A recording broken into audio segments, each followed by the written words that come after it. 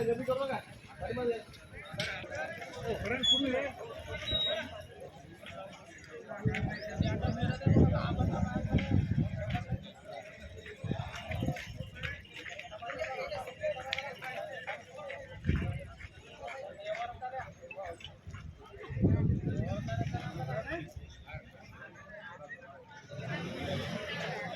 लोकांना काही बोलणार नाही, आम्ही बोलणार कोणाला? प्रशासनाला. आमचं काम करून कोण देणार? प्रशासन देणार. ठेकेदाराचा आमचा कुठल्याही प्रकारचा संबंध नाही. तुम्ही ज्या लोकांना सर्वे केला तिथं मुळात सर्वे चुकीचा झाला. ज्या ठिकाणी सोर्स उपलब्ध केला तुम्ही त्या सोर्सला पाणी साठा नाही. आता पाणी न उपसा, आता गोरेगावच्या लोकांना साधारण किती 6.5-7 लाख लिटर रोजचं पाणी लागणार आहे. आणि जर पाणी आपण 7.5 लाख लिटर उपसा न करता जर फेब्रुवारीच्या शेवटी किंवा मार्चच्या पहिल्या आठवड्यामध्ये पाणी साठा तिथं पूर्ण पाणी संपून चाललं, त्याच्या खाली ज्या ठिकाणी आपण ते जलकुंभाचं काम केलेलं आहे त्याच्या खाली सुरुसखेड्याच्या जलकुंभाचं काम झालेलं आहे 200 मीटरवर. मग मला सांगा, जर दोन्ही गावचा उपसा चालू झाल्याच्या नंतर तिथं पाणी कुठून राहणार आहे? मग तुम्ही संबंधित कंपनीवर काय कारवाई करणार त्याचं एक उत्तर द्या. आणि संबंधित ठेकेदाराला कधी ब्लॅकलिस्ट करणार त्याचं. सिंधुदुर्ग सम्राट बाळासाहेब ठाकरे यांच्या हाडामासाचे आम्ही शिवसैनिक आहोत. धर्मवीर आनंद दिघे साहेबांचा वारसा, या महाराष्ट्राचे सगळ्या बहिणीचे लाडके भाऊ माननीय एकनाथरावजी शिंदे, आमचे शिवसेनेचे तालुका प्रमुख अमोलभाऊ खिल्लारी यांच्या नेतृत्वाखाली आम्ही जे MSCBच्या केबलमध्ये भ्रष्टाचार झाला व गोरेगाव येथे मागच्या 5 वर्षापासून जे आतापर्यंत पाणी पुरवठा सुरळीत चालू होत नाही, यासाठी पूर्ण शिवसेना तालुका तर्फे आम्ही आंदोलन करण्यात आलं होतं.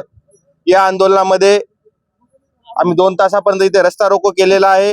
या रस्ता रोकोच्या नंतर सर्व संबंधित अधिकाऱ्यांनी आम्हाला लेखी आश्वासन दिले आहे की पुढच्या 6 महिन्यामध्ये गोरेगाव येथे पाणी सुरळीत चालू होईल आणि येत्या 8 दिवसामध्ये आम्ही MSCBची सगळी इन्क्वायरी करून आम्ही तुम्हाला अहवाल देऊ. जर हे दिलेल्या लेखी आश्वासनामध्ये ते पूर्ण नाही झाले तर येणाऱ्या काळामध्ये एवढं तीव्र आंदोलन आम्ही सेनगाव तालुक्यात करू की यासाठी याचे पडसाद हे येणाऱ्या तालुक्यात उमटून दिसतील तुम्हाला. होऊ देत नाही आमची, त्यामुळं गुत्तेदार जरा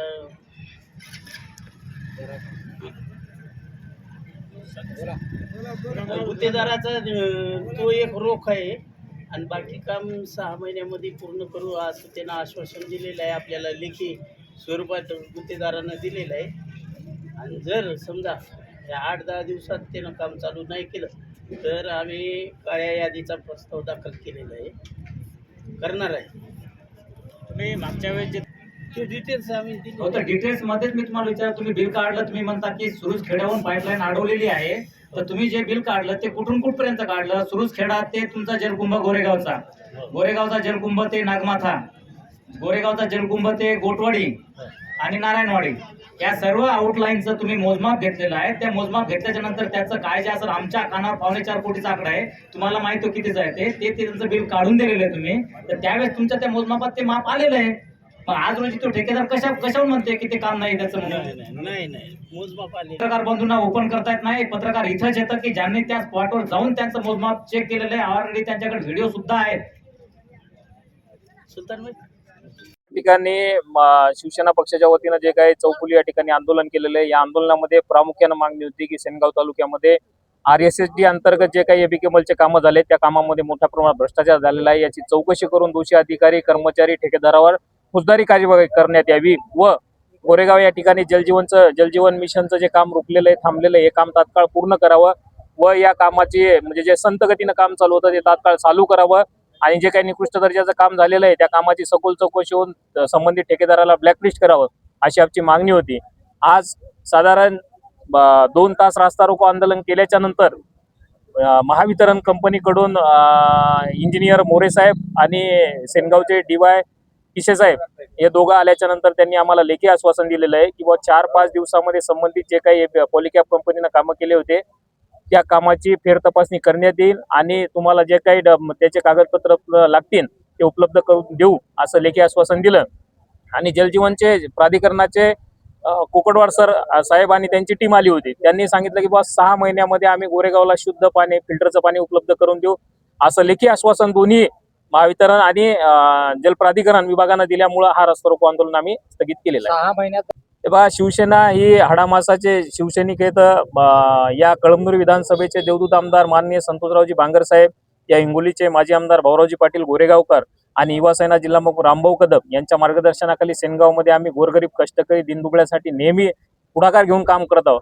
जर लेखी आश्वासनानंतर जरी गोरेगावचं 6 महिन्यामध्ये फिल्टरचं पाणी उपलब्ध नाही झालं तर यापेक्षाही तीव्र आंदोलन करण्यात येईल. आणि परभणी इथं ज्यांचं जे कार्यकारी अभियंता यांचं कार्यालय या कार्यालयाला कुलूप लावण्याचं काम शिवसेना येत्या काळामध्ये करेल.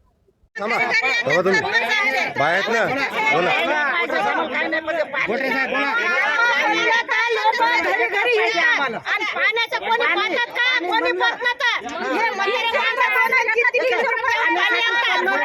फक्त भाषण करायला लोक